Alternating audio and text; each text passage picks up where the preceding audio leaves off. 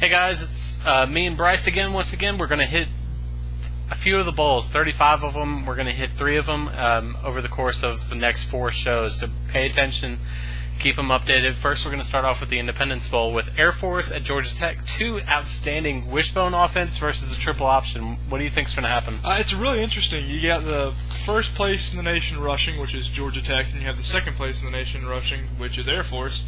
It's really just going to be which one can stop the other. I really think Georgia Tech's defense is a little bit better than Air Force's. They've only given up over 200 yards rushing twice this year to a team. I think that's really going to play into big. What Air Force is just going to try to do is exactly what Georgia Tech's going to try to do. They're going to try to lure you into this 3-yard fullback here, 2-yard fullback here, and then they're going to bust it out with a wing back on the ends. What about the Tevin Washington problem that Tech's got right now is the fact that Tevin Washington is the backup quarterback. Mm-hmm. Nesbitt still is kind of iffy on whether or not he's going to be in. How big of a difference is that? Well, originally I thought it was a huge difference. I thought Nesbitt's not going to be in there. There's no way Georgia Tech is going to even have a shot. I thought this before the Georgia game. There's no way they're going to have a shot of beating Georgia. But, Washington really stepped into Nesbitt's shoes, and he played pretty well against Georgia. I still think, even if Nesbitt doesn't play, I still have to give the edge to Georgia Tech. I think their defense is a little bit better than Air Force's. But if Nesbitt does play, that's just one more more ammunition Georgia Tech's going to have. Air Force has a really solid team. I'm going to go with you on Tech, though. I think Tech is going to come back. They're a little bit burned, as considering that they got stomped by Georgia. We're gonna both call Tech on this. Air Force is actually the favorite, but we're gonna move on. We're gonna hit the Holiday Bowl with Nebraska at Washington.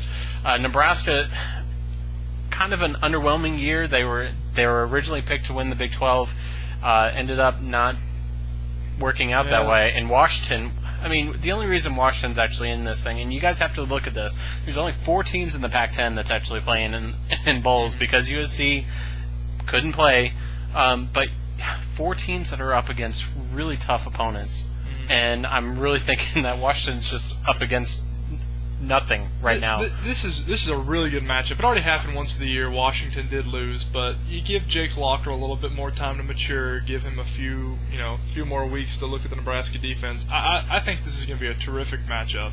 Nebraska is 9th in the nation in rushing yards. They're rushing the ball tremendously well right now. They have a terrific defense. They're 8th in the nation in scoring defense. They've held teams under 20 points in 9 games this year. And they really look like a solid team. I picked them to be one of the top 5 best teams in the nation. I still believe they're one of the top 5 teams in the nation. Wait. We're talking about Washington here, right? Or Nebraska. Okay. Nebraska. Just making sure. Yeah, all those. I was a little bit confused. No. I was sitting here. No, Washington, really the only thing they have going for them is Jake Locker. That's it. They're 1-4 against ranked opponents, and that's not how you make your bread and butter there. No, and Taylor Martinez has actually been a really solid runner for the year, and it's almost as if he's been just like a Cam Newton kind of breakaway. Mm-hmm. I'm going to run first, pass second mentality, just like the Michael Vick out of Virginia Tech, not the Philadelphia Eagles side. But I agree with you. I think Taylor Martinez is a much more mature quarterback right now than he was at the beginning of the season. Jake Locker can probably light up Nebraska's secondary, but not as what, because Nebraska's secondary has actually been pretty solid.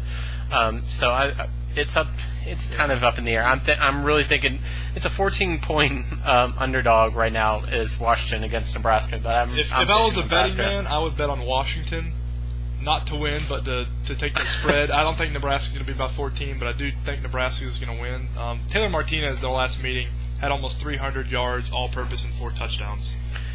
Next one is actually a really, really good, intriguing matchup. It's the Chick-fil-A Bowl. Actually, you know what? If you look at the past few years, every Chick-fil-A Bowl that you've actually looked at, it's been awesome on paper. Terrific games, yeah. They really have. Yeah. And this year is no different. South Carolina at Florida State, both teams came in. South Carolina had never been to an SEC championship before, lost handily against Auburn.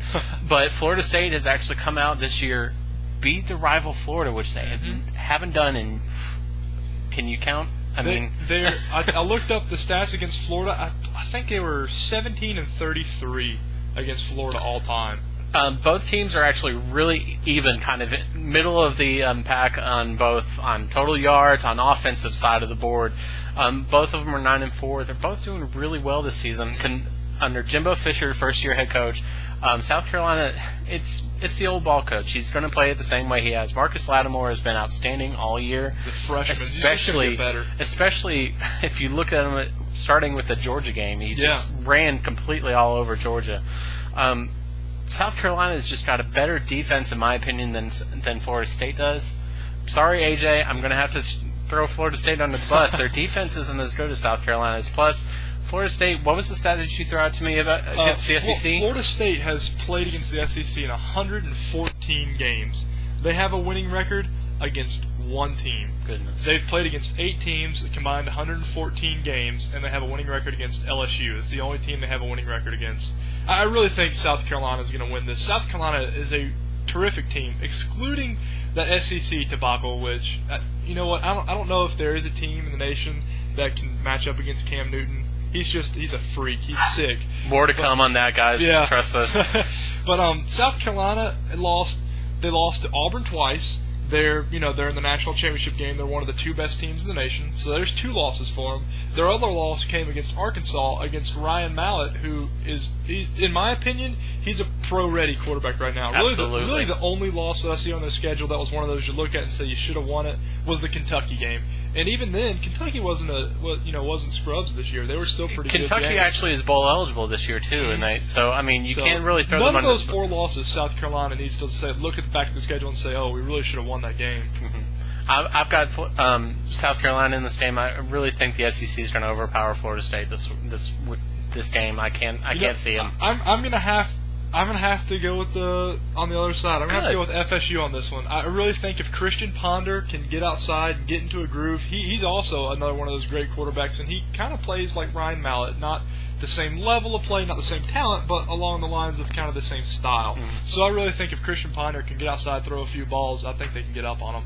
That's it for us for Show 1, guys. We're going to move on to Show 2 here in a second, but just catch us again. We've got 4 shows, starting with the first 2 shows are going to be 6 non-BCS games, and then we'll hit the BCS games. So for Bryce and I'm Billy, this is Sports Love BCS style.